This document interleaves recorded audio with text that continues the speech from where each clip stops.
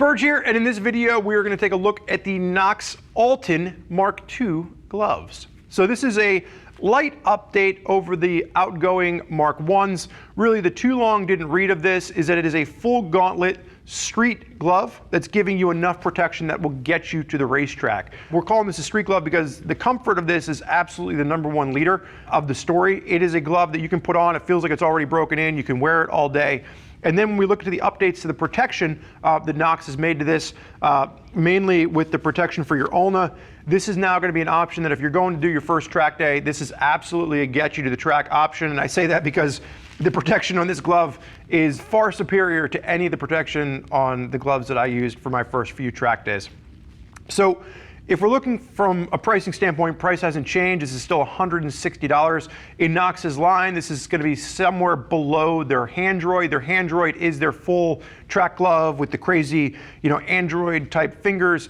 I think that for the average rider, this is a much more comfortable glove with really not sacrificing too much in the way of protection. If you want to go for the absolute top of the line track glove from Knox, you could look at the Handroid, but I think for the $160 price point, there's going to be a lot of people that are very happy with this particular glove.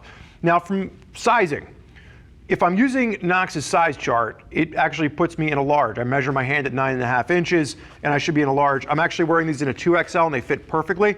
So the note here is that I am almost always a 2XL, at least in gloves. So really, I'm not surprised that I fit in a 2XL. This is probably the size that I would have tried out to begin with. But if you're the kind of person that likes to go off of a size chart, would definitely recommend bumping up at least 1, if not 2 sizes. But if you're going with whatever size you normally wear in gloves, you should be just fine. So from a protection standpoint, again, a lot of the protection that we saw from the previous version is carrying over with one main update to the ulna protection. You're now getting this kind of hard TPU around the ulna with the Micro-Lock armor behind it. Micro-Lock is Knox's proprietary armor. If we're looking at this side by side with the outgoing glove, you're going to see a lot of this looks very similar. The main change being that outside protection. You could see on the old version, you just had this little slider that really didn't do much to actually protect the ulna, whereas now you have this big wraparound slider that has the armor backing to this to really give you some impact protection on your ulna. And the way it's not TPR, it is definitely a TPU, but it is comfortable, it is malleable, so you can use this and it doesn't feel big and bulky. Again, comfort really is the name of the game. From a closure standpoint, just getting in and out of the glove, you can see on the old version they had this flap, but the flap didn't really cover anything other than a little bit of elastication underneath. I like the fact that they've gone to a secondary strap on this, and this is where you are now, again, getting into much more of a get you to the track option from Knox. And if you're looking for street protection, this is going to be a top contender for maximizing street protection as well as that all-day comfort. Main closure, no changes with this. And then just looking down the back of the hand, no real changes here either. You have elastication at the back of the knuckles. It is a floating knuckle, lots of stretch underneath this, very comfortable. You don't feel like the knuckles are fighting you. Micro-Lock armor underneath what is, again, not a TPR, very kind of like a soft TPU and a very comfortable hard knuckle protector. TPR at the back of the fingers, accordion stretch at the back of each of the knuckles.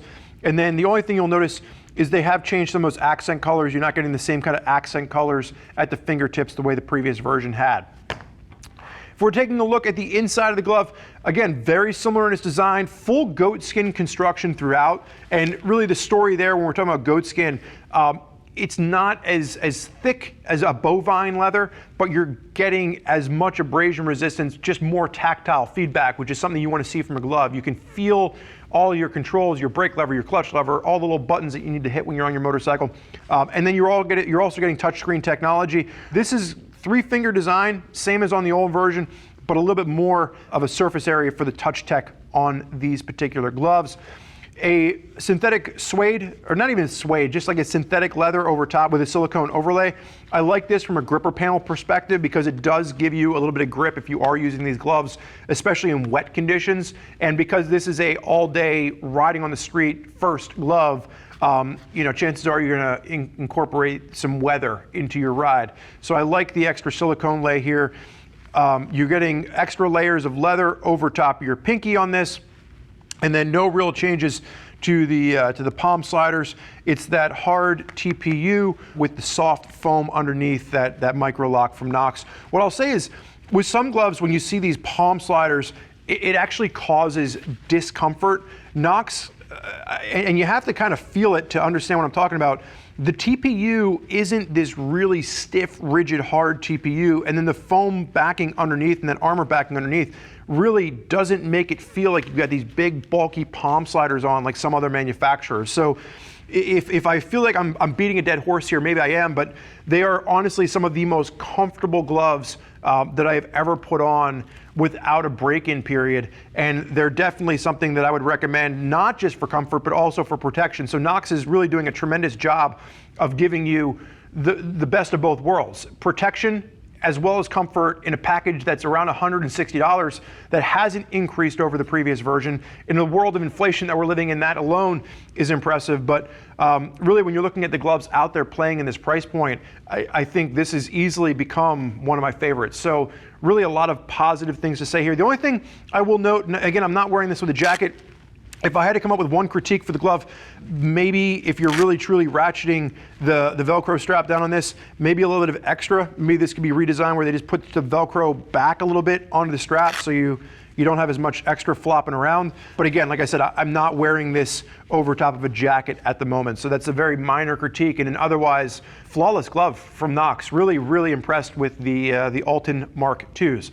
That being said, there's a lot of folks out there using these gloves, and if you want to hear more about what they have to say, you can read other rider reviews by clicking that little link on your desktop or mobile device. You can read from folks that are already putting these gloves through their paces. Now, if you have more questions for our CS team, you can always reach out via phone call or some emails, and you can get a better sense of what gloves are right for you, your riding style, as well as your budget. We're always here to help. I want to thank you for joining us today for this look at the Knox Oulton Mk2 gloves.